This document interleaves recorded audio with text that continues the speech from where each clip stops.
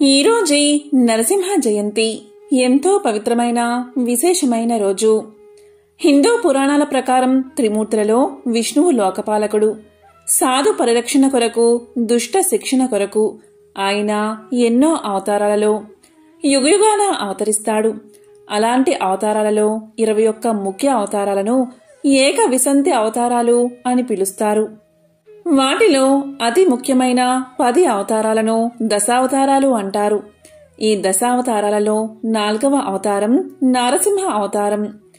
మహాలక్ష్మిని సంబోధించే శ్రీ పదాన్ని చేర్చి శ్రీ నారసింహుడు అని ఈ అవతారమూర్తిని స్మరిస్తారు. మరి ఎంతో పవిత్రమైన విశేషమైన ఈ రోజు ఈ కథను విన్నా, చదివినా, చెప్పినా, వినిపించినా జన్మల పాపాలు తొలగి కోటి జన్మల పుణ్యం వస్తుంది, సకల శుభాలు కలుగుతాయి. మరి ఆ కథ ఏంటో ఇప్పుడు ఈ వీడియోలో తెలుసుకుందాం. జయా విజయులు వైకుంఠంలో ద్వారపాలకులు, విష్ణు సేవా తత్పరులు. ఒకసారి సనక సనందనాది మునులు నారాయణ దర్శనార్థమై వైకుంఠానికి చేరారు. అది తగిన సమయం కాదని ద్వారపాలకులైన జయా విజయులు ఆ ముళ్లను అడ్డగించారు. అందుకు ముళ్ళు కోపగించి విష్ణులోకానికి మీరు దూరమవుతారని శపించారు. అప్పుడు వారు శ్రీ మహావిష్ణువును శరణువేడగా మహర్షుల శాపానికి తిరుగులేదు. కాని మీరు నా భక్తులు కావడం వల్ల మీకు కొంత శాప విమోచనాన్ని కలిగిస్తాను అని శ్రీహరి జయా విజయులకు తెలియచేశాడు.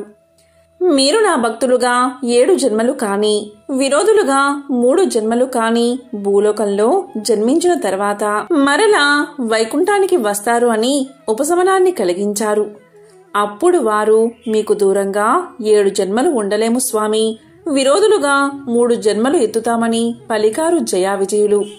ఆ జయా విజయులే కృతయుగంలో హిరణ్యాక్ష హిరణ్య కశ్యపులుగాను, త్రేతాయుగంలో రావణ కుంభకర్ణులుగాను, ద్వాపర యుగంలో శిశుపాల దంతభక్తులుగాను జన్మించారు. ప్రతి జన్మలోనూ విష్ణు అవతారం చేత వదులై తరువాత శాప విముక్తిని పొందారు. కశ్యప ప్రజాపతి భార్య అయిన దితి గర్భాన హిరణ్యాక్ష హిరణ్య కశ్యపులు అనే మహావీరులు జన్మించారు. హిరణ్యాక్షుడు బలగర్వితుడై దేవతలను యుద్ధంలో ఓడిస్తూ అందరినీ భయభీతులకు గురిచేశాడు. పాతాళాంతర్గత అయిన భూదేవిని శ్రీ వరహమూర్తి అవతారంలో ఉద్ధరిస్తున్న శ్రీ మహావిష్ణువును యుద్ధానికి కవ్వించాడు హిరణ్యాక్షుడు. అప్పుడు జరిగిన భీకరమైన యుద్ధంలో హిరణ్యాక్షుడు మరణించాడు. సోదరుడి మరణానికి చింతిస్తూనే హిరణ్య కశ్యపుడు తల్లిదండ్రులను, బంధువులను ఓదార్చాడు. తరువాత అతను రాజ్యపాలనా భారాన్ని మంత్రులకు అప్పగించి తాను మందరగిరికి పోయి ఘోరమైన తపస్సు చేశాడు. అతని తపస్సు ఉగ్రతకు లోకాలు కంపించాయి. అతని శరీరం కేవలం ఎముకల గూడుగా మారింది. దీంతో బ్రహ్మదేవుడు ప్రత్యక్షమై తన కమండల జల ప్రోక్షణతో అతని శరీరాన్ని నవయవ్వనంగా వజ్ర సదృశంగా చేశాడు. దీంతో బ్రహ్మ ఇలా పలికాడు, హిరణ్యకశ్యప, నీ తపస్సుకు మెచ్చుకున్నాను, ఏం వరం కావాలో కోరుకో అన్నాడు. దీంతో హిరణ్యకశ్యపుడు బ్రహ్మదేవుడుకు నమస్కారం చేసి, ఓ విధాత, నాకు మరణం లేకుండా వరాన్ని ప్రసాదించు అని కోరుకున్నాడు. దానికి బ్రహ్మ ఇలా పలికాడు, ఇది అసాధ్యమైన పని, నాకే ఇది సాధ్యం కాదు. యుగయుగానికి నేను మరలా అవతరిస్తూ ఉంటాను. అలాంటిది నేను మరణం లేకుండా వరాన్ని నీకు ఎలా ఇవ్వగలను?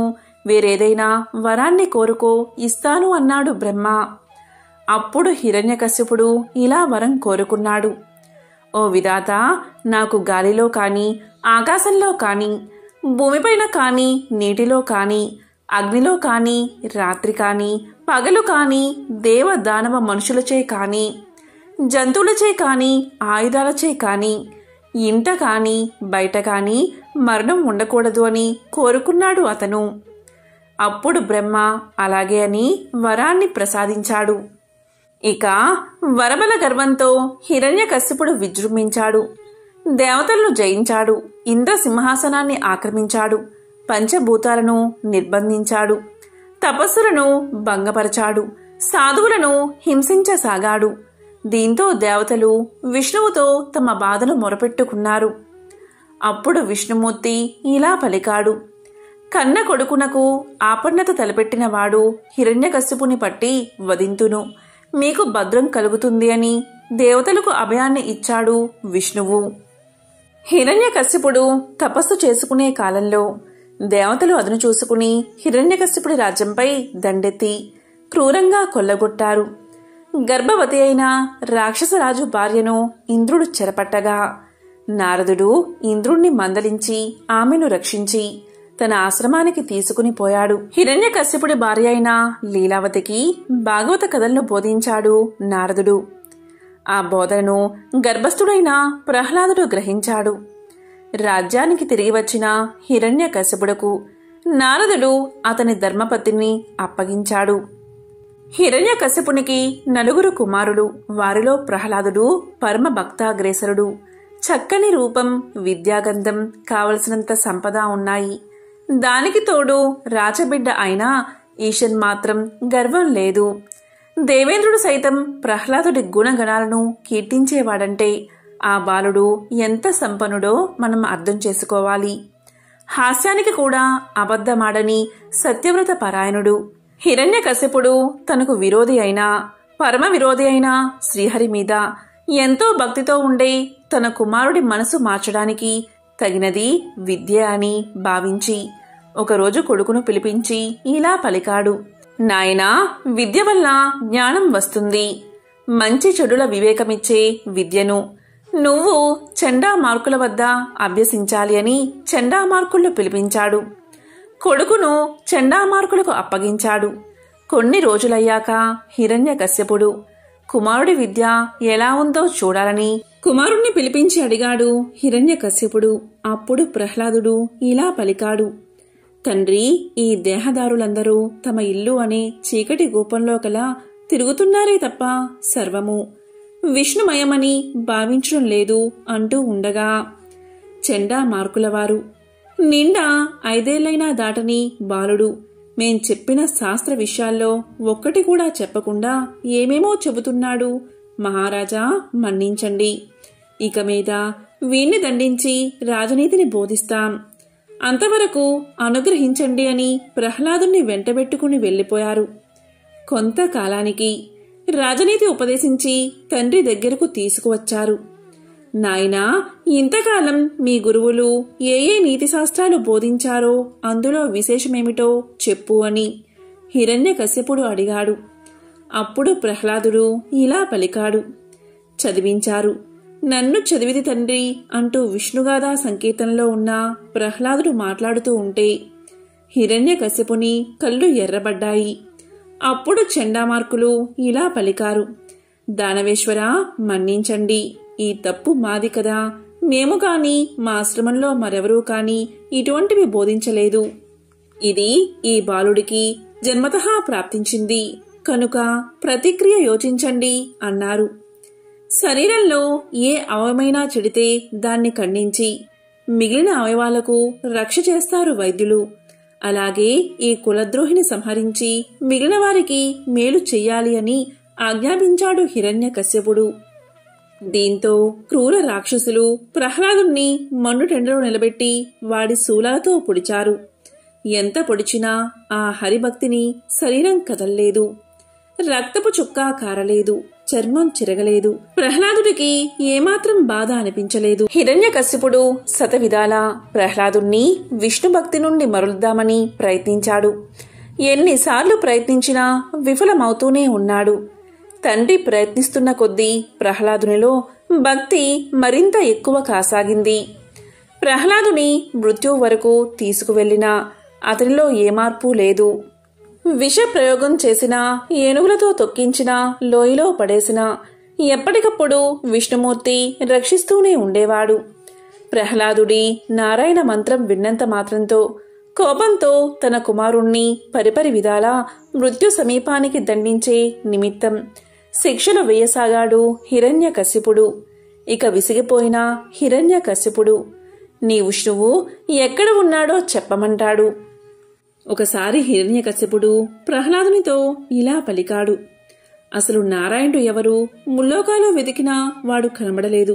నీకు నిజంగా తెలిసి ఉంటే చెప్పు అన్నాడు. అప్పుడు ప్రహ్లాదుడు శ్రీహరిని మనసారా స్మరించి ఇందుగలడు అందులేడని సందేహం వలదు అంటూ చెప్పబోయిన ప్రహ్లాదుణ్ణి, ఉన్నాడు అంటున్నావే, అయితే ఈ రాతి స్తంభంలో ఉన్నాడా అని హోంకరించాడు తండ్రి. అప్పుడు ప్రహ్లాదుడు ఇలా పలికాడు, ఓ తండ్రి, సర్వ జగత్తు నిండి ఉన్నాడు మహావిష్ణువు అని చెప్పగానే కోపంతో హిరణ్యకశిపుడు, నేనంటే సకల భూతాలు భయపడతాయి. దిక్పాలకులు నా సేవకులు, ఇక నీకు దిక్కెవరు, బలమెవరు అని గద్దించాడు. దానికి ప్రహ్లాదుడు, అందరికీ ఎవరు బలమో, అందరికీ ఎవరు దిక్కో ఆ విభుడే నాకు దిక్కన్నాడు ప్రహ్లాదుడు. అయితే ఈ స్తంభంలో చూపగలవా చక్రిన్ గిక్రిన్ అని రాజు ప్రశ్నించాడు. బ్రహ్మ నుంచి గడ్డిపోచ వరకు అన్నిటిలో విశ్వాత్ముడై ఉండేవాడు ఈ స్తంభంలో ఎందుకు ఉండడు? స్తంభాంతర్గతుడై ఉంటాడు, ఏ సందేహమూ లేదు. నేడు ప్రత్యక్షంగా కనబడతాడు అన్నాడా పరమ భాగవతుడైన ప్రహ్లాదుడు. సరే చూద్దాం, ఈ స్తంభంలో విష్ణువును చూపకపోతే నీ తల తీయిస్తాను, అప్పుడు హరివచ్చి అడ్డుపడతాడేమో చూస్తాను అని హిరణ్యకశ్యపుడు చేతితో స్తంభంపై చరిచాడు. అప్పుడు బ్రహ్మాండ కటాహం బద్దలయ్యే చటచట పటపటారావాలు ధ్వనించాయి. 10 దిక్కులా నిప్పులు చెదిరాయి. ఆ స్తంభం నుంచి శ్రీ నృసింహదేవుడు ఆవిర్భవించాడు. ఇది నరమూర్తి కాదు, కేవలం హరిమూర్తియూ కాదు, హరిమాయా రచితమై ఉంది అనుకున్నాడు హిరణ్యకశ్యపుడు. అప్పుడు శ్రీ నృసింహదేవుడు భీకరంగా హిరణ్యకశ్యపుని ఒడిసిపట్టి తన ఒడిలో వేసుకుని వజ్రాల వంటి తన నఖాలతో అంటే గోలతో చీల్చి చెండాడాడు. ఇలా శ్రీహరి మనిషి జంతువు కాక నారసింహుని రూపంలో పగలు కాని రాత్రి కాని సంధ్యాకాలంలో ప్రాణం ఉన్నవి లేనివి అని చెప్పలేని గోళ్లతో ఇంటా బయటా కాక గుమ్మంలో, భూమిపైన ఆకాశంలో కాక తన తొడపైన హిరణ్యకశిపుని సంహరించాడు. దీంతో బ్రహ్మవరము వ్యర్థం కాలేదు, ప్రహ్లాదుని మాట పొల్లు పోలేదు. ఈ శుభదినాన్ని మనం నృసింహ జయంతిగా జరుపుకుంటున్నాం.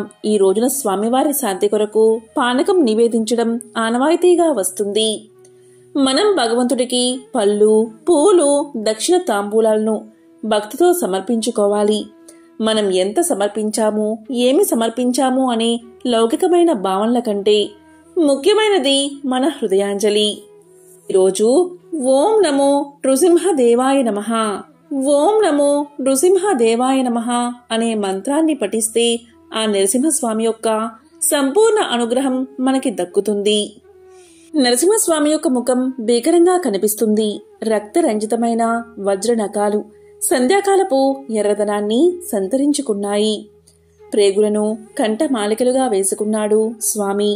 జురు నుంచి రక్తం కారుతుంది. ఆయన నిట్టూర్పులు పెనుగాలుల్లా ఉన్నాయి. దేవతలు ఆయనపై పుష్ప వర్షాన్ని కురిపించారు. సకల దేవతలు ఆయన్ని స్తుతించి ప్రణతులు అర్పించారు. మహాభాగవతుడైన ప్రహ్లాదుడు ఉగ్రమూర్తిగా దర్శనమిచ్చిన స్వామికి అంజలి ఘటించి సాష్టాంగ ప్రమాణం చేశాడు. శ్రీ నరసింహస్వామి తన అభయమంగళ దివ్య హస్తాన్ని ప్రహ్లాదుని తలపై ఉంచి దీవించాడు. ప్రహ్లాదుడు పరవశించి పలు విధాలా స్తుతించాడు. ప్రసన్నుడైన స్వామి ఏమైనా వరాన్ని కోరుకోమన్నాడు. అప్పుడు ప్రహ్లాదుడు ఇలా పలికాడు, స్వామి, నా తండ్రి చేసిన భగవద్ అపరాధాన్ని మన్నించు అని కోరాడు.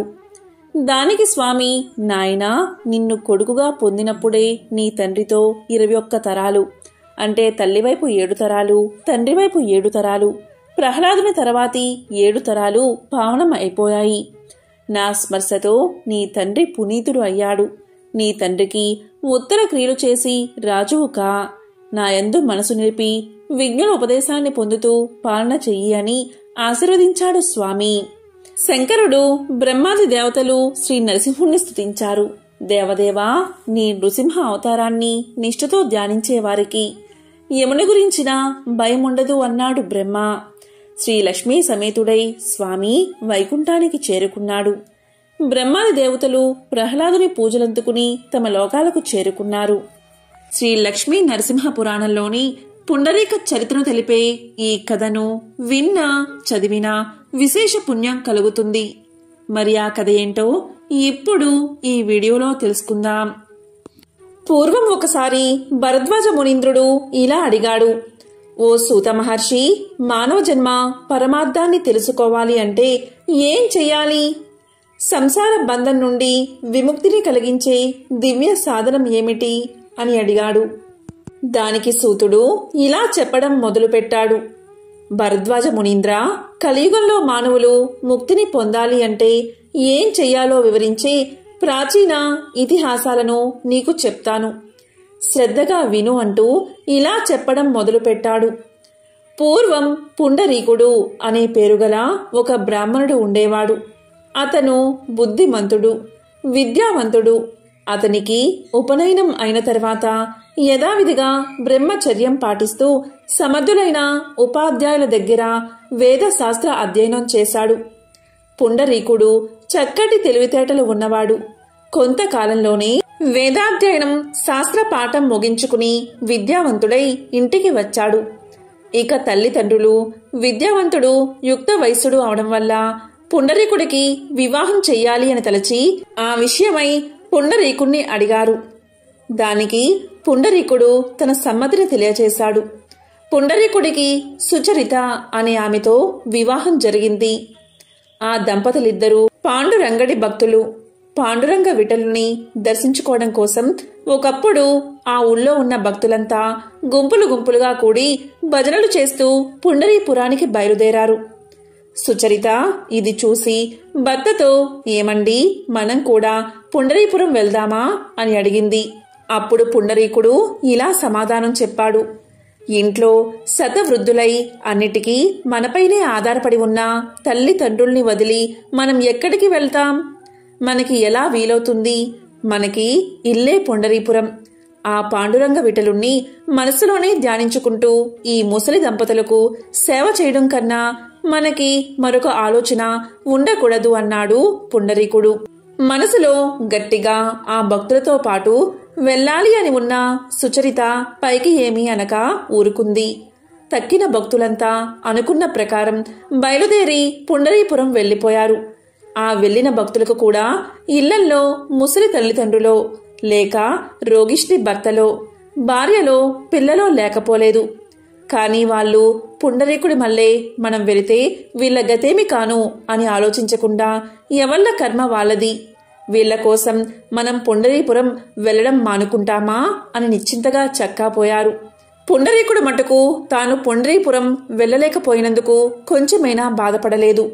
ప్రతిరోజు పొద్దున్నే లేచి తల్లిదండ్రులకి సేవ చేసేవాడు.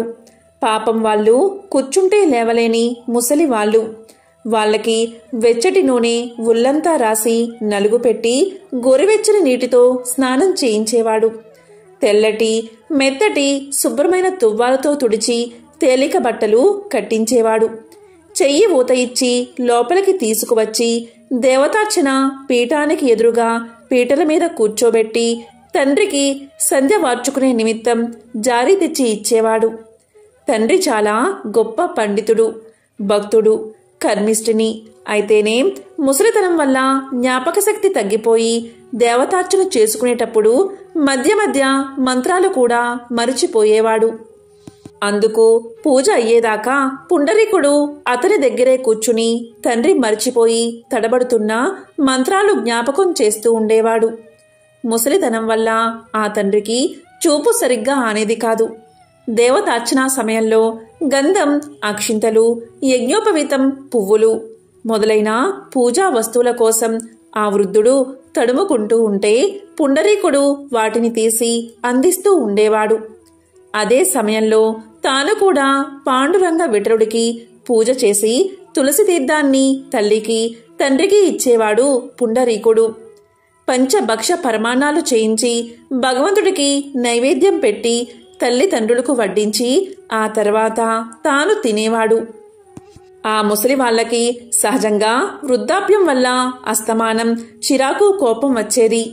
తాను కూడా వాళ్లతో పాటు చిరాకు పడక పుండరీకుడు వాళ్ళని చిన్న బిడ్డల్ని లాలించినట్లు లాలించేవాడు. వాళ్ళు ఏది కావాలంటే అది ఎంత అసాధ్యమైనా తెచ్చి ఇచ్చేవాడు. పుండరీకుడు ఈ విధంగా తల్లిదండ్రులకు సేవ చేస్తూ ఉండిపోగా భక్తులంతా జయ పాండురంగ విఠలే అని భజన చేస్తూ పుండరీపురం చేరుకున్నారు. వాళ్ళు ఆలయంలో ప్రవేశించేసరికి పాండురంగడు గుడిలో లేడు. ఆ పీఠం ఖాళీగా కనబడింది.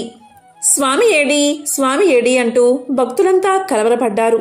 స్వామి తిరిగి వస్తాడేమో అని వాళ్ళు అక్కడే చాలాసేపు కనిపెట్టుకుని కూర్చున్నారు. ఆ రోజల్లా స్వామి తిరిగి రాకపోయేసరికి వాళ్ళు చక్కాపోయి మళ్లీ మర్నాడు వచ్చి చూశారు. అప్పటికి స్వామి రాలేదు. అలా ఎన్ని రోజులో పండరిపురంలో కనిపెట్టుకుని ఉన్నా స్వామి రాలేదు. భక్తులకు ఇదంతా ఏమీ అర్థం కాలేదు. ఆఖరికి ప్రాణం విసిగి భక్తులంతా తిరిగి పుండరీకుడు ఉన్న తమ గ్రామానికి చేరుకున్నారు. పాండురంగ స్వామి దేవేరితో సహా గుడి వదిలి పుండరీకుడు ఉన్న ఊరికి వచ్చేయడమే ఆయన గుళ్ళో లేకపోవడానికి కారణం. వృద్ధులైన తల్లిదండ్రులకు పరిచర్య చేస్తూ ఉన్న తన్ను చూడడానికి ఆ మహాభక్తుడైన పుండరీకుడు తన వద్దకు రాలేకపోయాడు కదా అని పాండురంగడే అతని వద్దకు వెళ్ళాడు. కాని ఈ దేవరహస్యం సామాన్య జనానికి ఏం తెలుస్తుంది? స్వామి వచ్చి పుండరీకుని ఇంటి వాకిట నిలబడే వేళకి పుండరీకుడు తన తల్లిదండ్రులకు భక్తి శ్రద్ధలతో నీళ్లు పోస్తున్నాడు. పుండరీక భక్తాగ్రేసరా, నువ్వు పుండరీపురం రాలేకపోయావని తెలిసి మేమే నీ వద్దకు వచ్చామయ్యా అని స్వామి పుండరీకుణ్ణి పిలిచాడు. స్వామి, ఇదిగో వచ్చేస్తున్నా, ఒక్క క్షణం ఆగండి. మా తండ్రికి నీళ్లు పొయ్యడం అయ్యింది. వెంటనే తుడవకపోతే వృద్ధుడికి జలుబు చేస్తుంది. తుడిచేసి లోపలకు తీసుకొచ్చి కూర్చోబెట్టి నీ దర్శనానికి వస్తా అన్నాడు పుండరీకుడు. ఆ మాటలు విన్నా సుచరిత ఆశ్చర్యపోయింది. భగవంతుడు దేవేరితో సహా వచ్చి వాకిట నిలబడితే ఎదురు రాక వస్తా అలాగే నిలబడి ఉండు అనవచ్చా? స్వామికేం కోపం వస్తుందో అని ఆమె భయపడిపోయింది. కాని శాంతమూర్తి అయిన స్వామికి కొంచెం కూడా కోపం రాలేదు. వచ్చి వాకిట పడికట్టు మీద నిలబడ్డవాడు అలాగే నిల్చుండిపోయాడు. మరి కొంతసేపటికి పుండరీకుడు తల్లిదండ్రుల్ని లోపలికి తీసుకువెళ్లి ఉతికి ఉంచిన బట్టలు కట్టించి దేవతార్చన పీఠానికి ముందు పీటలపై కూర్చోబెట్టి జారి దగ్గర పెట్టి ఒక్క క్షణంలో వస్తానని తల్లిదండ్రుల అనుమతి తీసుకుని అప్పుడు పాండురంగ స్వామికి స్వాగతం ఇవ్వడానికి బయటకు వచ్చాడు. పిలవగానే వెళ్ళక ఇంత ఆలస్యం చేయడం, పైగా పని చూసుకువచ్చే వరకు ఉండమనడం ఎంత పొరపాటు! అందులోనూ కేవలం స్వామితోనా ఇటువంటి జవాబు చెప్పడం? స్వామి కోపంతో భర్తని ఏమంటాడో అని సుచరిత పాండురంగడికేసి చూస్తూ ఉంది. ఏం చిత్రమో! పాండురంగడేనా ఇప్పుడు ఆ పడికట్టు మీద నిలబడి ఉన్నది? కాదు, ఎవరో ముసలాయన. ఎవరో ఏమిటి, తన మామగారిలాగే ఉన్నాడు. అప్పుడేగా తన భర్త మామగారిని స్నానం చేయించి లోపలికి తీసుకువెళ్ళింది. అంతవరకు ఆ పడికట్టు మీద స్వామి పక్కన నిలబడి ఉన్న దేవేరి కూడా ఇప్పుడు కనబడదే. ఆమె స్థానంలో తన అత్తగారికి మళ్ళీ ఉన్న ముసలామె ఎవరో నిలబడి ఉంది. సుచరితకు ఒక్క క్షణంలో ఇదంతా అర్థమైపోయింది. తల్లిదండ్రులకు పరిచర్య చేయడమే పరమధర్మంగా భావించి తన భర్త పుండరీపురం వెళ్లలేదు. ఆ తల్లిదండ్రులకు పరిచర్య చేయడం మాకు పరిచర్య చేయడం లాంటిదే సుమా అని తనకు తెలపడం కోసం లక్ష్మీనారాయణలు తనకు అత్తామామల రూపంలో కనబడుతున్నారు అని ఆమె తెలుసుకుంది. పుండరీకుడు ఇంతలో లక్ష్మీ సమేతుడైన స్వామికి సాష్టాంగ నమస్కారం చేసి గరుడవాహన జగన్నాథ, పుండరీకాక్ష, పాండురంగ అని అనేక విధాల స్తోత్రం ప్రారంభించాడు. అప్పుడు పాండురంగడు దేవేరి కూడా ఎంతో ఆనందం చెంది శిరస్సు మీద చేతులు ఉంచి పుండరీక భక్తాగ్రేసరా, వృద్ధులైన నీ తల్లిదండ్రులకు నీవు భక్తి తాత్పర్యాలతో చేసిన పూజ పరిచర్య మాకు బాగా నచ్చాయి. ఏం వరం కావాలో కోరుకో అన్నారు. అప్పుడు పుండరీకుడు, స్వామి, నాకు, నా భార్యకు, అలాగే నా తల్లిదండ్రులకు నీ దర్శనం కోసం మేము పుండరీపురం రాలేము. మమ్మల్ని కటాక్షించడానికి ఇంత దూరం వచ్చావు కదా, కాబట్టి ఇక్కడే ఉండిపో. ఇదే నా కోరిక అన్నాడు. ఆ తర్వాత కాలంలో అది పుణ్యక్షేత్రంగా వెలసిల్లింది. ఊళ్ళో ఉన్న భక్తులకి జ్ఞానం కలిగింది. తమర్ని కని పెంచి పెద్దవాళ్ళని చేసి ఆఖరికి ముసలితనం వల్ల మూలపడి తమ మీద ఆధారపడి ఉన్న తల్లిదండ్రులకు పరిచర్య చేయడమే భగవంతుణ్ణి సంతోషపెట్టడమని వాళ్ళంతా తెలుసుకున్నారు. తన విధి నెరవేర్చిన పుండరీకుణ్ణి వెతుక్కుంటూ ఆ దేవుడే వచ్చి భక్తుడి కోరిక నెరవేర్చాడు. కొంతకాలానికి పుండరీకుడు ఏకాంత ప్రదేశంలో కూర్చుని మానవ జీవితాన్ని విమర్శించుకున్నాడు. అతనికి సంసారం ఒక ముళ్ళ పొదలా అనిపించింది. తల్లిదండ్రులను, అన్నదమ్ములను, మిత్రులను, భార్యను అందరినీ వదిలిపెట్టి ఇల్లు వదిలి దేశ సంచారం చేస్తూ వెళ్లిపోయాడు. దొరికిన కాయలు తింటూ ఆకలి తీర్చుకుంటూ ఉన్నాడు. సంసారం నీటి బుడగ వంటిది. ఈ జీవితాన్ని ఎవరూ నమ్మకూడదు. క్షణక్షణానికి మారిపోయే శరీర స్థితిని నమ్ముకుని బతకడం అర్థం లేనటువంటిది. శరీర అందం శాశ్వతం కాదు అని పురాణాలు చెప్పిన ప్రకారం ఈ భూమి మీద ఉన్న తీర్థాలు సేవించాలని నిర్ణయించుకున్నాడు. గంగా, యమున, గోదావరి మొదలైన నదుల్లో మునిగి క్షేత్రాలలో నివసించి ఆయా దేవతలను దర్శించి సాత్విక ఆహారం తింటూ తిరుగుతూ శాలిగ్రామము అనే పుణ్యక్షేత్రానికి చేరాడు. అక్కడ భక్తులను, పుణ్య జలాలను చూసి ఎంతో ఆనందపడి ఇదే నా నివాసానికి అనువైన స్థలమని అక్కడ బస ఏర్పాటు చేసుకున్నాడు. గురువుల వల్ల తెలుసుకున్న ప్రాణాయామం మొదలైన యోగా శాస్త్రాన్ని ఆచరణలో పెట్టి తీర్థస్నానం, భగవద్ధ్యానం సకాలానికి చేస్తూ చాలా కాలం గడిపాడు. అలా ఉండగా ఒకరోజు నారద మహర్షి అక్కడికి వీచేశాడు. పుండరీకుడు నారదుడి దివ్య రూపాన్ని చూసి ఆశ్చర్యంతో స్వాగతం చెప్పి తన పర్ణశాలకు తీసుకువెళ్లాడు. ఆనందంతో ఆసనంపై కూర్చోబెట్టి మౌనంగా పుండరీకుడు నారదుణ్ణి చూస్తున్నాడు. మహాత్మా, మీరు ఎవరు? నన్ను తరింపచేయడానికి ఈ రూపంలో వచ్చిన శ్రీమన్నారాయణుడు అనుకుంటున్నాను అని పలకగానే నారదుడు ఇలా అన్నాడు. నన్నందరూ నారదుడు అంటారు. నేను నిన్ను చూద్దామని ఇక్కడికి వచ్చాను. భక్తి శ్రద్ధలు కల భక్తుణ్ణి చూస్తే పుణ్యం వస్తుందని సాక్షాత్తు భగవంతుడే అన్నాడని చిరునవ్వుతో సమాధానం చెప్పాడు నారదుడు. నారదుడి మాటలు వినగానే పుండరీకుడు లేచి 2 చేతులు జోడించి నమస్కారం చేసి, నా జన్మ సార్థకమైంది. మీ దర్శనం దైవ దర్శనమే. నాకు ఉన్న సందేహాన్ని తీర్చండి అని అన్నాడు. పరమార్థ సాధనకు ప్రధానమైన సాధనమేదో, మానవ జన్మకు సంసార బంధ విముక్తికి చెయ్యవలసిన కార్యమేంటో తెలిపి నన్ను ధన్యుణ్ణి చెయ్యండి అని కోరాడు. అప్పుడు నారదుడు ఇలా చెప్పడం మొదలుపెట్టాడు. పుండరీక, శాస్త్రాలు అని చెప్పిన కర్మలు చాలానే ఉన్నాయి. అలాగే ధర్మ మార్గాలు కూడా ఉన్నాయి. ఒక్కొక్కరు ఒక్కొక్క విధంగా చెప్పిన మతము ఉంది. అదంతా అలా ఉండని, వాటన్నిటి గురించి నా తండ్రి చెప్పిన పరమరహస్యమైన ఆధ్యాత్మిక విషయం, సంసార బంధం నుండి విడుదల కలిగించేది అయిన విషయాన్ని నీకు చెప్తాను. పుండరీక, నారాయణుడే పరబ్రహ్మ, పరతత్వం, పరంజ్యోతి, సర్వజీవుల ఆత్మ, పరమాత్మ నారాయణుడే. ఈ జగత్తు లోపల పైన వ్యాపించి ఉన్నది నారాయణుడే. ఓం నమో నారాయణాయ అనే మంత్రాన్ని మనసులో నిత్యం ధ్యానం చేస్తూ జపిస్తే చాలు. అదే పరమజ్ఞానం. అంతకంటే పరమార్థాన్ని తెలిపేది ఏదీ లేదు అని చెప్పి నారదుడు వెళ్ళిపోయాడు. అప్పట్నుంచి పుండరీకుడు ఓం నమో నారాయణాయ అనే మంత్రాన్నే సాధనంగా భావించి జపిస్తూ ఉండేవాడు. ఈ విధంగా శాలిగ్రామ క్షేత్రంలో చిరకాలం తపస్సు చేశాడు. అతని భక్తికి మెచ్చి శ్రీ మహావిష్ణువు వెంటనే ప్రత్యక్షమయ్యాడు. ఇక మహావిష్ణువును చూసి ఎంతో సంతోషంతో సాష్టాంగ నమస్కారం చేసి లేచి చేతులు జోడించి ప్రార్థించాడు పుండరీకుడు. అప్పుడు శ్రీహరి, పుండరీక, నీకు కావలసిన వరమేమిటో కోరుకో అన్నాడు.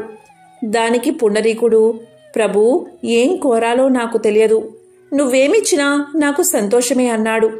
అప్పుడు శ్రీహరి చిరునవ్వు నవ్వి, సరే ఇలారా, ఈ గరుడ వాహనంపై నా వెనుక కూర్చో, నాతో వైకుంఠానికి రా, నా రూపం ధరించి నిత్యము నా వెనకాలే ఉండు అని చెయ్యి పట్టుకుని వాహనం మీద తీసుకున్నాడు.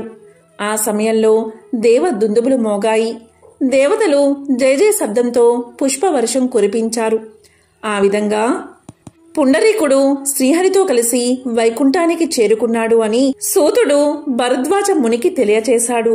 కాబట్టి భరద్వాజ శ్రీ మహావిష్ణువుని కీర్తించడం వల్ల కలియుగంలో మానవులకు ముక్తి లభిస్తుంది. ఇదే మోక్షప్రదం, బ్రతికి ఉన్నంతకాలం సుఖాన్ని కలిగిస్తుంది అని సూతుడు చెప్పాడు. ఇది విన్న భరద్వాజ మహాముని ఎంతో సంతోషంతో, సూత మహర్షి, ఎంతో పరమార్థాన్ని నాకు వివరించావు, నేను ధన్యుణ్ణి అయ్యాను అని ఎంతో సంతోషించాడు. మన పురాణాల ప్రకారం నరసింహుణ్ణి పూజిస్తే ఆపదలన్నీ నశిస్తాయట. ఎంతటి ఆపదలో ఉన్నవారైనా నియమనిష్టలతో ఆ స్వామిని కొలిస్తే ఆపదల నుంచి గట్టెక్కుతారని ప్రతీతి. నరసింహ కరావలంబం చదివి శరణు వేడితే కష్టాలు మన దరికి చేరవు. అలాగే రుణ విమోచన నారసింహ స్తోత్రం చదివితే అప్పుల బాధలు సమసిపోతాయి కూడా. మన తెలుగు రాష్ట్రాలలోని నారసింహ క్షేత్రాలలో అంటే యాదగిరిగుట్ట, కదిరి, మంగళగిరి, వేదాద్రి, సింహాచలం మొదలైనవి ఎంతో ప్రాముఖ్యతని సంతరించుకున్నాయి. నృసింహ జయంతి రోజు వేదాద్రిలోనూ మంగళగిరిలోనూ కళ్యాణం జరిపిస్తారు. ఈ రోజు పానకం, వడపప్పు దేవుడికి నైవేద్యంగా పెడతారు చాలామంది. శ్రీరామనవమికి, నృసింహ జయంతికి పానకం నైవేద్యం పెట్టి భక్తులకు పంచిపెట్టడంలో కూడా ఒక రహస్యముంది. ఇవి ఎండాకాలంలో రావడం వల్ల ఈ కాలంలో బెల్లం, యాలకులు, మిరియాలు వేసిన పానకం తాగడం వల్ల ఒంట్లో వేడి తగ్గుతుంది. అలాగే వడపప్పు అంటే పెసరపప్పు తిన్నా కూడా చలవ చేస్తుంది. మన పెద్దవాళ్ళు ఏది చెప్పినా మన కోసమే అనడానికి మరో నిదర్శనమే ఈ ఆచారాలు. నృసింహ జయంతి నాడు ఎంతో మంది భక్తులు ఉపవాసం ఉంటారు. ఈరోజు ఆ నారసింహుణ్ణి స్మరించి మాతా నృసింహ, పితా నృసింహ, భ్రాతా నృసింహ, సఖా నృసింహ, విద్యా నృసింహ, ద్రవిణం నృసింహ, స్వామి నృసింహ, సకలం నృసింహ అని ఎవరైతే స్వామిని తలుచుకుని మనసారా పూజిస్తారో వారికి జీవితంలో కష్టాలు అనేవి దగ్గరికి కూడా రావు. నృసింహ ఉపాసన చేస్తే అది ఒక రక్షణ కవచంలా మన్ని నిత్యం కాపాడుతూ ఉంటుంది. ఉగ్రవీరం మహావిష్ణుం జ్వలంతం సర్వతోముఖం నృసింహం భీషణం భద్రం మృత్యుం నమామ్యహం అనే నారసింహ స్తోత్రాన్ని చదువుకుంటే ఎలాంటి ఆపదలైనా తొలగిపోతాయట.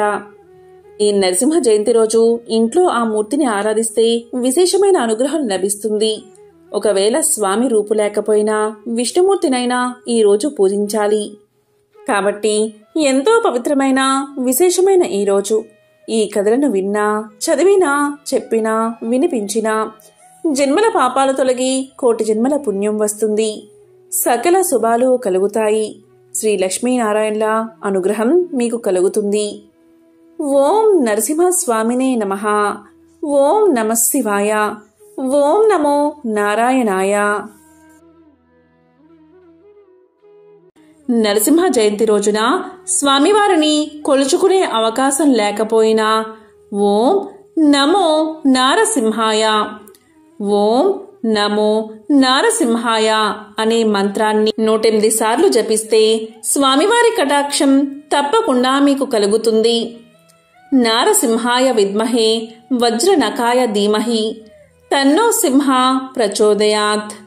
నారసింహాయ విద్మహే వజ్రనఖాయ ధీమహి తన్నో సింహ ప్రచోదయాత్ అంటూ నరసింహ గాయత్రిని జపిస్తూ ఉన్న ఎటువంటి అనారోగ్యం, ఆపదల నుంచైనా విముక్తి లభిస్తుందట. ఉగ్రవీరం మహావిష్ణుం జ్వలంతం సర్వతోముఖం నృసింహం భీషణం భద్రం మృత్యుం నమామ్యహం. ఉగ్రవీరం మహావిష్ణుం జ్వలంతం సర్వతోముఖం నృసింహం భీషణం భద్రం మృత్యుం నమామ్యహం అనే మంత్రాన్ని పఠిస్తే మృత్యువు సైతం ఆమడ దూరంలో నిలిచిపోతుందట. మరి ఎంతో విశిష్టమైన పవిత్రమైన ఈ నరసింహ జయంతి రోజు ఈ కథను విని ఈ మంత్రాలను పఠించి ఆ లక్ష్మీ నరసింహస్వామి యొక్క అనుగ్రహాన్ని తప్పకుండా పొందండి. ఓం నరసింహస్వామినే నమః.